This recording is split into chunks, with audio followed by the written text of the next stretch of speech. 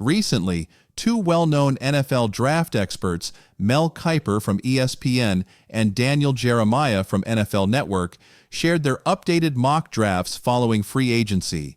Fans of the Atlanta Falcons will want to pay attention, especially to who they have selected with the 15th overall pick. Let's break down Kiper's mock draft first, and then we'll take a look at Jeremiah's choices. Starting with Kiper's top 4 picks, he has Cam Ward going first overall, followed by Abdul Carter, Shedeur Sanders, and Travis Hunter.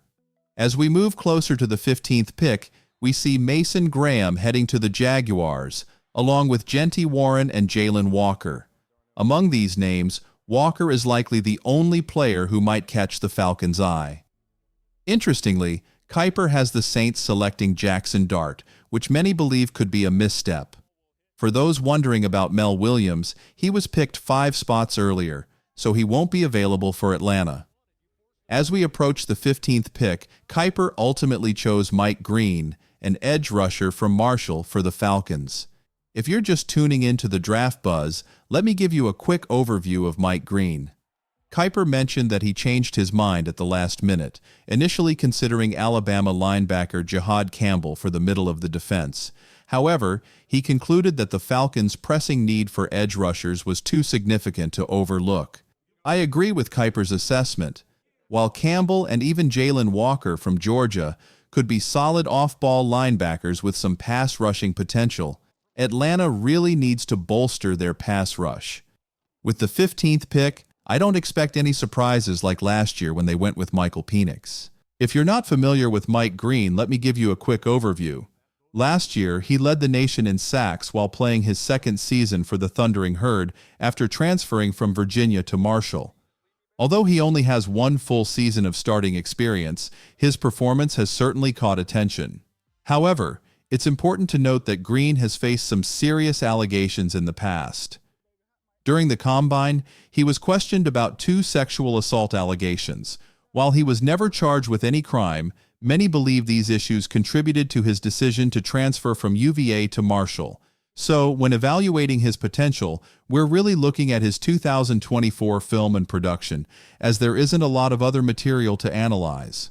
That said, his performance in 2024 is definitely first-round worthy, despite coming from a smaller program.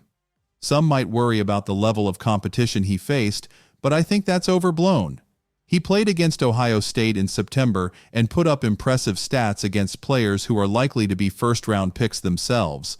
Plus, history shows us that many successful NFL players have come from non-Power 5 schools. Just look at guys like Khalil Mack and Jason Pierre-Paul. The last 3 edge rushers to make the jump from Group of 5 schools to the first round all had great NFL careers, though they might not have fared as well with fireworks on the 4th of July. For those who have been following the draft discussion since January, Mike Green is not a new name.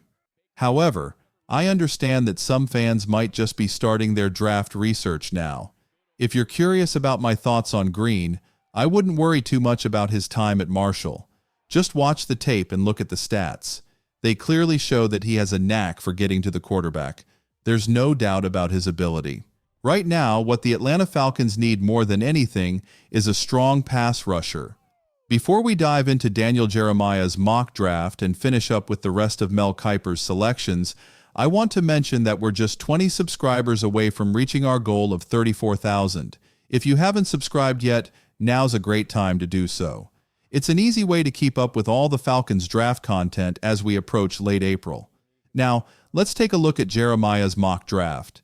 Interestingly, he shares the same top 4 picks as Kiper: Cam Ward, Abdul Carter, Shedeur Sanders, and Travis Hunter. However, things start to differ after that. Jeremiah has Jalen Walker going 5th to the Jaguars, while Jenti Warren remains with the Raiders. Armand Membo is another name to watch. He might not be a household name yet, but he's likely to rise higher in the draft than many expect. Mason Graham from Michigan is picked by the Panthers to team up with Derek Brown, and Jihad Campbell goes 9th. Remember that name, as Kiper had him in mind for Atlanta at 15. As we get closer to the 15th pick, Malachi Starks emerges as a potential option. I noticed that when the Falcons staff attended Georgia's Pro Day, new defensive coordinator Jeff Okudah spoke highly of the Georgia safety. However, at 15, Jeremiah selected Will Johnson, a cornerback from Michigan. Just a month or so ago, it would have seemed unlikely for Johnson to drop all the way to 15th, as many had him going as early as 5th to the Jaguars. Now, I have to admit that I'm a bit of a hypocrite here.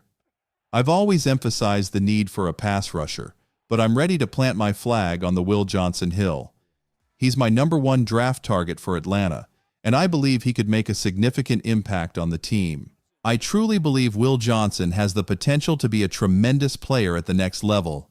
While it's clear that Atlanta needs help with their pass rush, this might actually be the draft where they can afford to wait until the second round for an edge rusher, especially if they feel Johnson is going to be that special. Although he only played 6 games last year, you should take a look at his performance in 2023, where he played a key role in helping the Wolverines win the national championship. He earned numerous accolades and has above-average size for a cornerback at 6 feet 2 inches and 194 pounds. The main concern surrounding him right now is that his tape and production in 2024 didn't quite match up to his stellar 2023 season, and injuries played a significant role in that drop-off. There are also some questions about his long speed. He didn't run the 40-yard dash at the Combine, and reports suggest he won't be running it at his pro day either, possibly due to hamstring issues and other soft tissue injuries. These concerns could raise red flags for teams, and I wouldn't be surprised if they lead Atlanta to think twice about taking a chance on him. Plus, with the recent re-signing of Mykal Walker, the Falcons might feel that their priority should still be on finding a pass rusher. That said, I urge Terry and the Falcons' decision-makers to take a closer look at Johnson. I genuinely believe he has the potential to be a spectacular cornerback in the NFL. Just look at what he accomplished in 2023 when he played a full season for Michigan. He recorded 4 interceptions, including a couple of pick sixes, allowed only 267 yards in coverage, and didn't give up a single touchdown. His opposing quarterback rating was an impressive 30.9. I think he has what it takes to be a standout player in the league. I'm willing to take a bold stance here. Yes, it's a bit rich coming from me, but I would consider bypassing an edge rusher until the second round if it means securing Will Johnson. I genuinely believe he's that exceptional of a prospect. In just 3 to 4 years, when we look back at the 2025 draft, I have no doubt that Johnson will be a top 10 pick in a redraft scenario. He's simply too talented to pass up, and pairing him with A.J. Terrell and Jesse Bates would create one of the best secondaries in the NFL. I'm ready to set aside everything I've said about needing a pass rusher for this one player. Sure, there are other good prospects out there, but most of them have little chance of falling to 15. If Johnson is available, I'm sprinting to the podium to make that pick. Jeremiah noted that while some inconsistencies appeared in Johnson's 2024 tape, it's tough to find big, rangy cornerbacks with his ball skills. I completely agree with what DJ is saying. Johnson stands at 6 feet 2 inches, and while we often poke fun at draft analysts who obsess over things like quarterback hand size or offensive tackle arm length, height is crucial for cornerbacks. If you lack the height, you'll struggle against taller receivers, especially in the red zone. Johnson checks that box, and he's not just a tall athlete. He possesses the traits of a lockdown corner.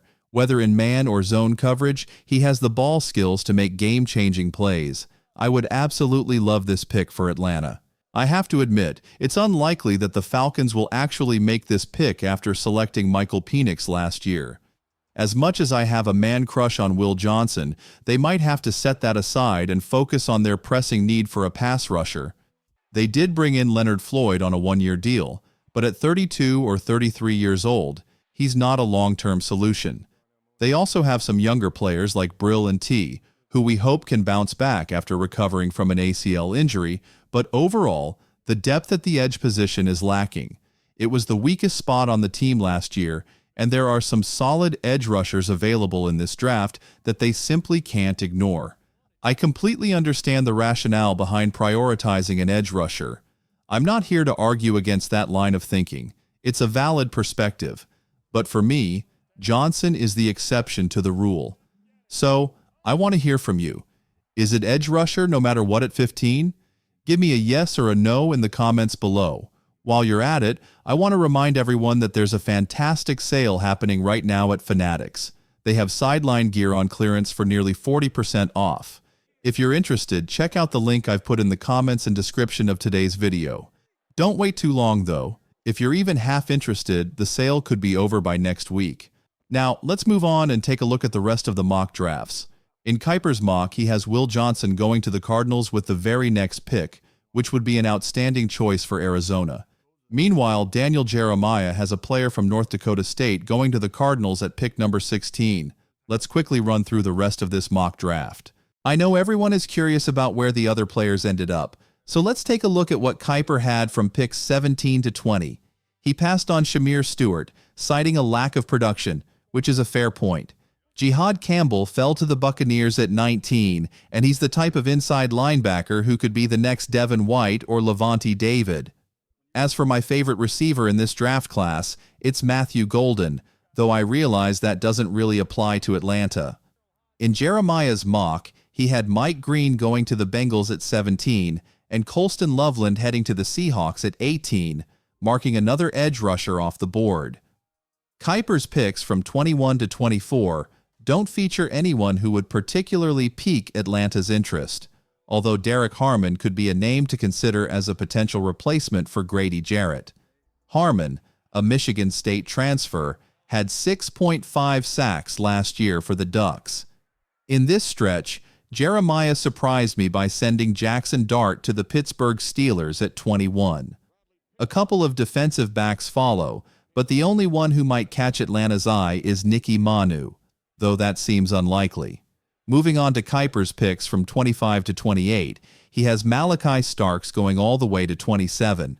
Remember, Jeremiah had him going to the Dolphins at 13. James Pierce Jr. goes to the Lions at 28. If you're thinking about potential targets if Atlanta trades back, these are some names to keep in mind. Jeremiah also has Ole Miss corner Trey Amos and Michael Williams falling to 28 with the Lions. There's a lot of uncertainty about where Williams, the Georgia Bulldog, will land. I've seen him projected as high as the top 10 and as low as the end of the first round with the Eagles. He must be having a wild time on Zillow right now, trying to figure out where he might end up.